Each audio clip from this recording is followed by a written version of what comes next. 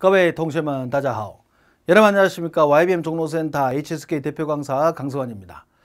자, 오늘 저희는 이번 9월 HSK 6급 문제를 대비해서 지난달과 지지난달은 계속 저희가 6급의 독해 부분을 우리가 한번 다뤄봤는데요.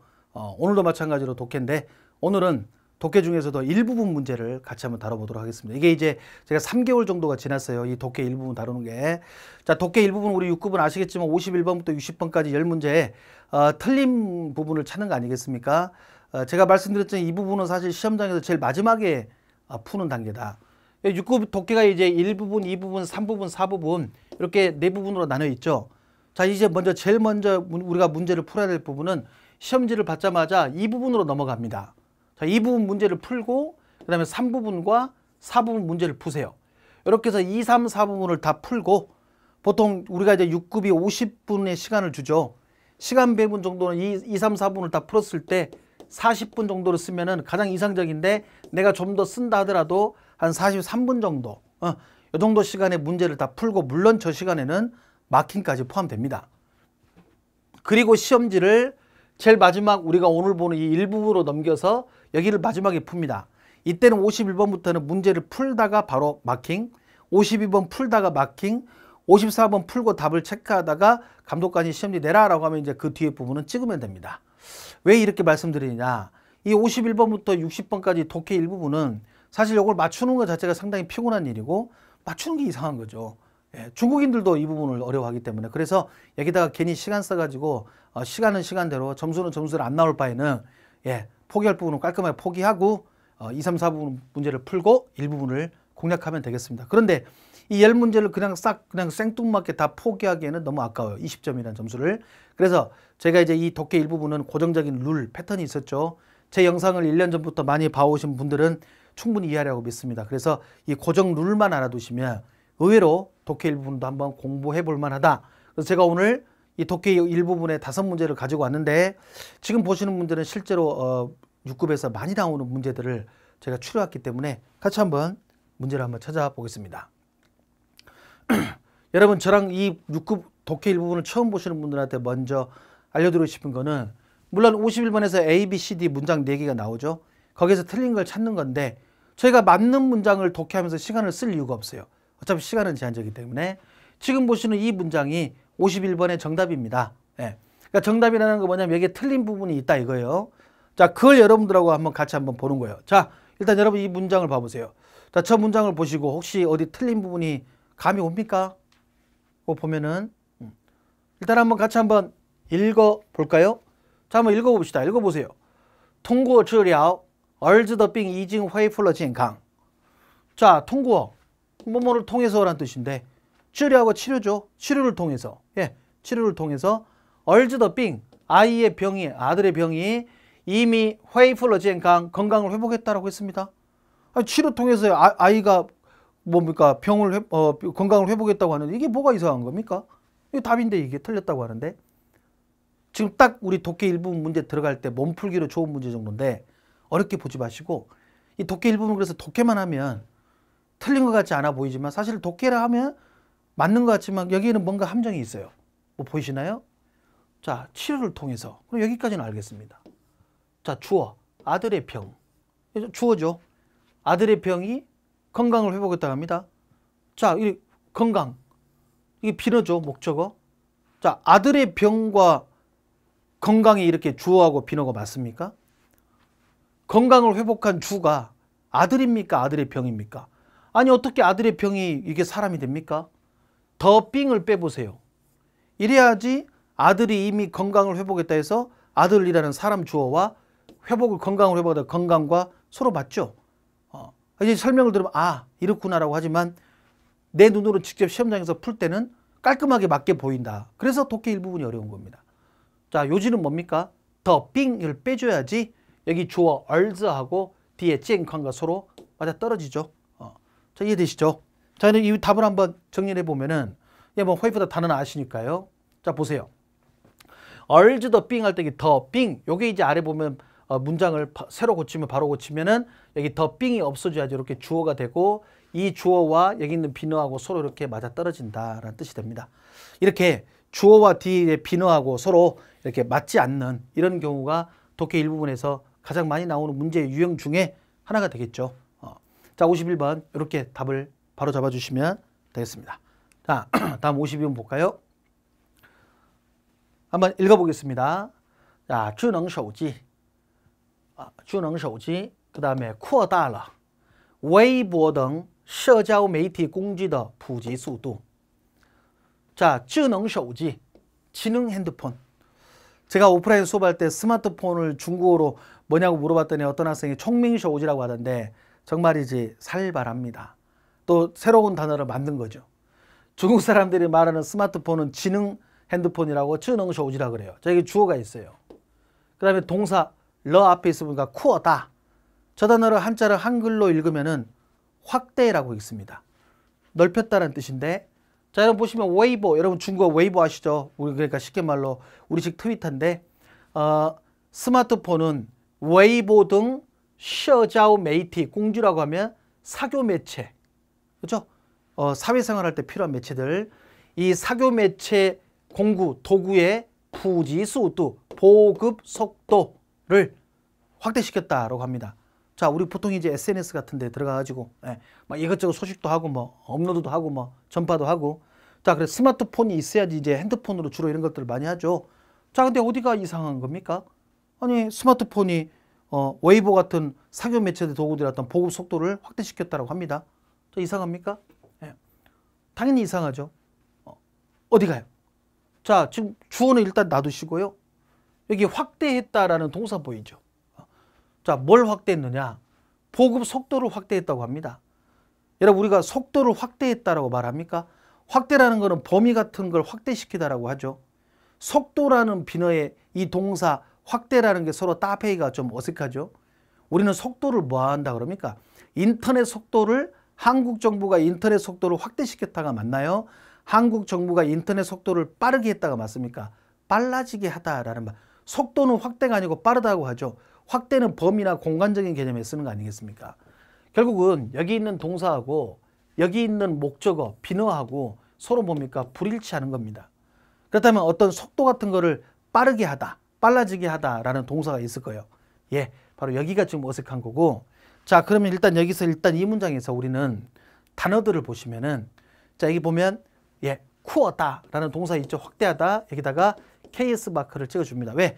좋은 물건 KS 마크 찍듯이 이 단어도 6급에서 필요한 단어이기 때문에 확대라는 단어 꼭 알아두시고, 예, 이 단어 꼭 추천하겠습니다. 그러면 어디를 바꾸느냐? 저 동사를 바꿔주면 돼요. 자, 이제 수정문을 보겠습니다. 자, 그 스마트폰은 자, 여기 보시면 치아콰이라는 단어가 있죠. 뭐 배우면 쉬운 거니까요. 자, 저 보시면 콰이라고 빠르다 보이죠? 치아콰이가 동사로 빠르게 하다라는 뜻입니다. 자, 스마트폰이 뭘 빠르게 했느냐? 뒤에 있는 이러이런 모든 도구들의 보급 속도를 빠르게 했다는 저거 수두 하고 여기 있는 동사 치아콰이 따페이가 딱 맞아 떨어지죠.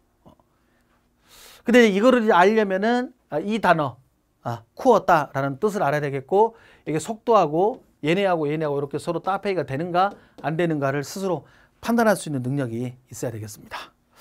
자, 이제 53번 문제를 봅니다. 좀 깁니다.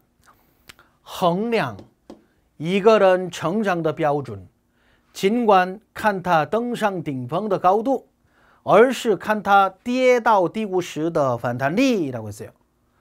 자, 일단 衡量이라는 단어, 아주 좋은 단어가 나옵니다. 衡量, 이따 단어의 정리가 나올 거예요.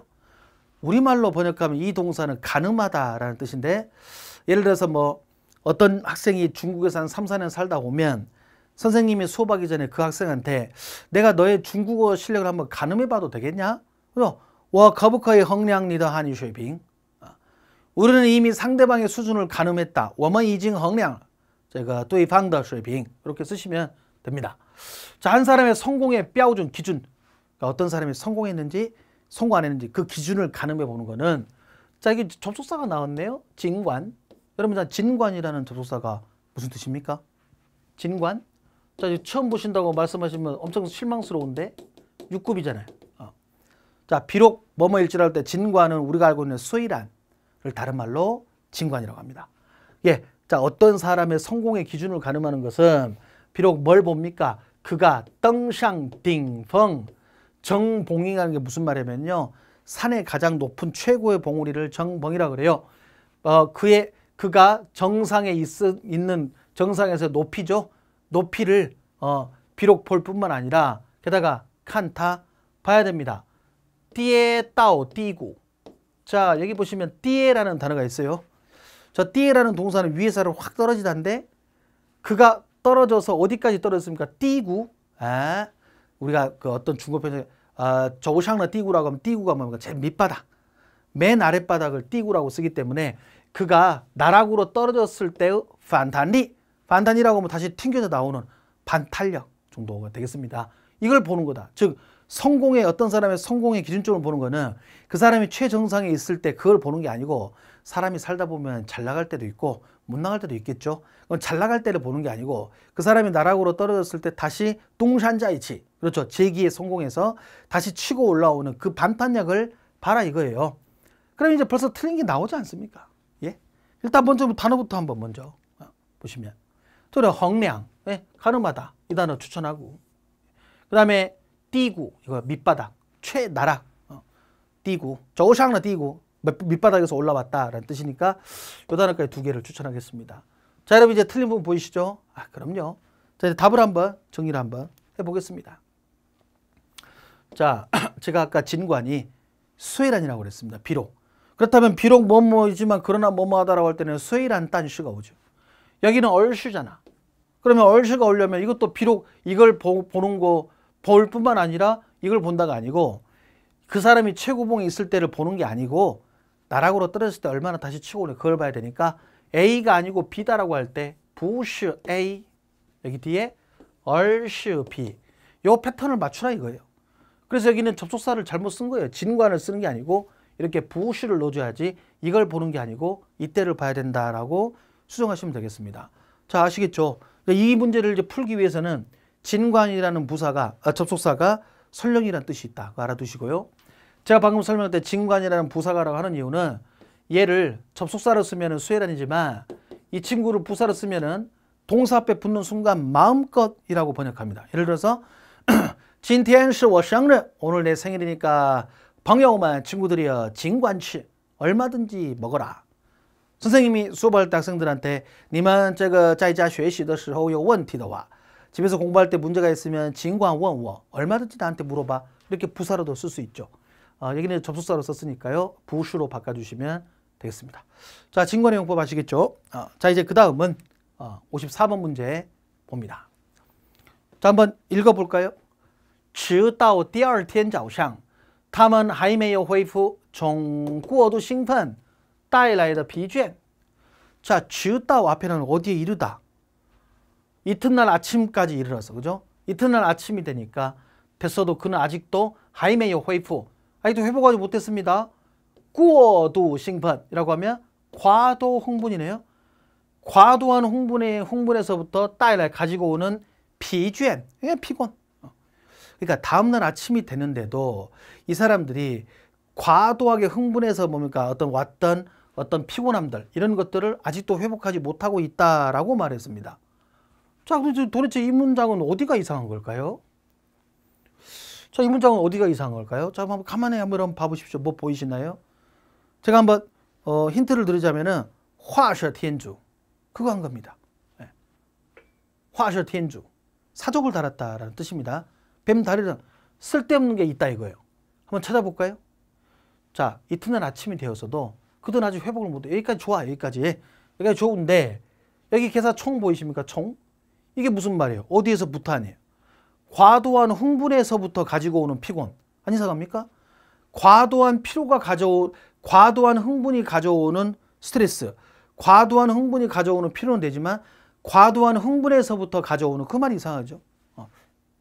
결국 총을 빼야 되는데요. 이게 보통 우리가 고정적으로 쓸 때 A가 가져오는 B라고 할 때 여기 따이라이를 쓰고 A 따이라이더 B, 이게 A가 가져오는 B입니다.